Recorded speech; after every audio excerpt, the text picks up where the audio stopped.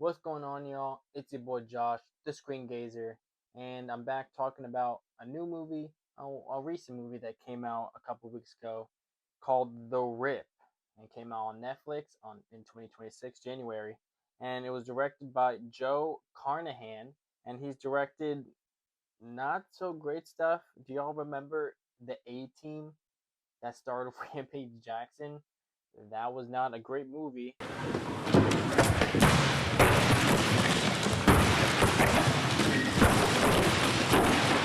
And then, but he did have a solid kind of thriller movie with Liam Neeson in 2011 called The Gray, which was pretty solid, but he doesn't have a great track history when it comes to his action-packed movies. But The Rip was actually pretty solid. Maybe it had to do with the producers, which were Matt Damon and Ben Affleck. They also starred in this movie as well.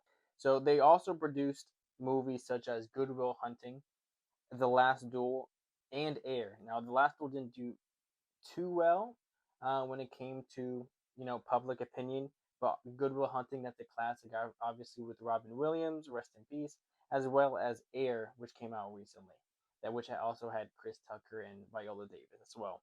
But this movie, The Rip, also stars other juggernauts other than Matt Damon and Ben Affleck. It stars Stephen Yeun, Tiana Taylor, and Kyle Chandler. So it's based on true events, somewhat true events, even though most of the story of the Rip is kind of created just around the small fact, which is the character that Matt Damon plays. That's a real guy, a lieutenant in the Miami police force for narcotics, TNT, and that actually does find 20 million in a house, but everything else is made up. So it's not much of a true story. Everything else is made up around the fact of an actual guy who found 20 million in a house in like a bust.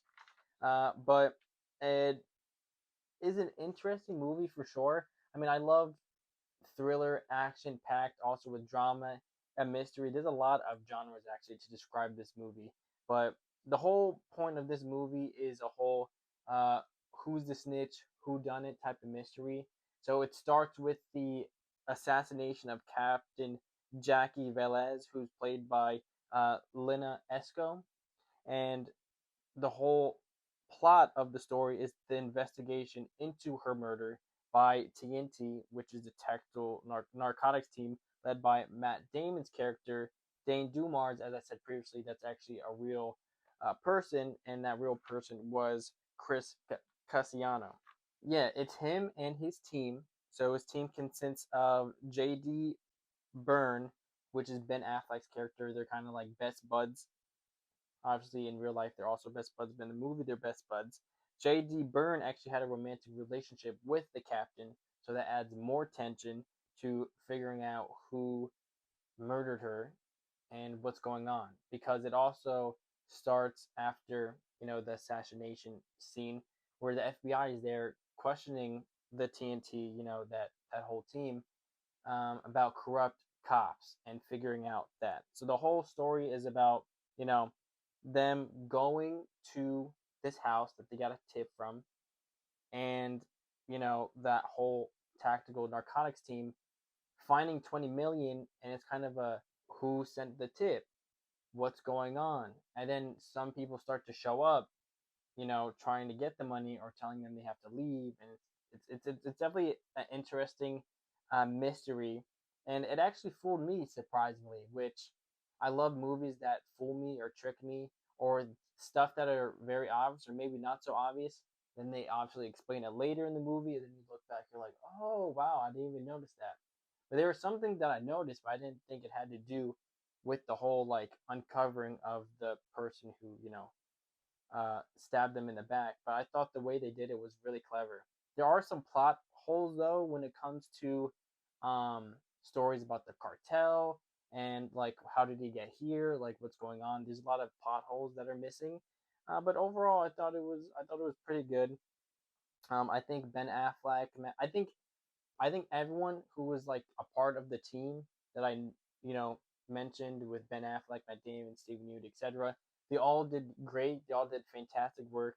A lot of the characters I felt like the actresses who played those characters were like they were basically playing themselves. Like Tiana Taylor, I know she's very eccentric, um, energetic, uh, powerful when it comes to the performance type of person. I mean, you saw it in one battle after another.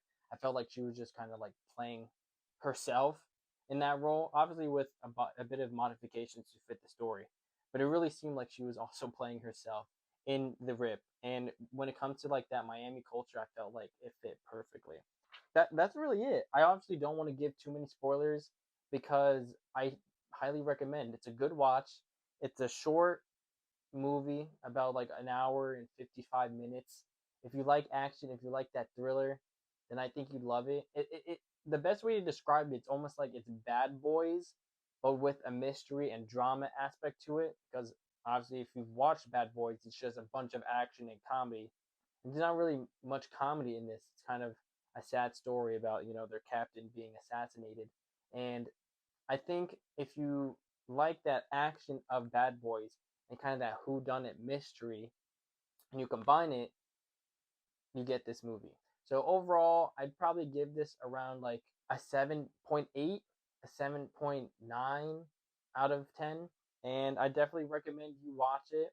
It's a quick fun little movie, and I absolutely recommend you watch it. So that's going to be all, and starting actually next month, the whole theme is actually going to be kind of like that lovey romantic drama type. I mean, there's also going to be movies that come out that might not be about love that I'm actually anticipating, like Crime 101, which I'm excited to watch. So I'm going to mix it up with some of the content that'll be in February, but it's mostly going to be about like that kind of romance genre as well, with that romance genre branching out into other genres as well. So stay tuned for that, and I'll catch y'all in the next one.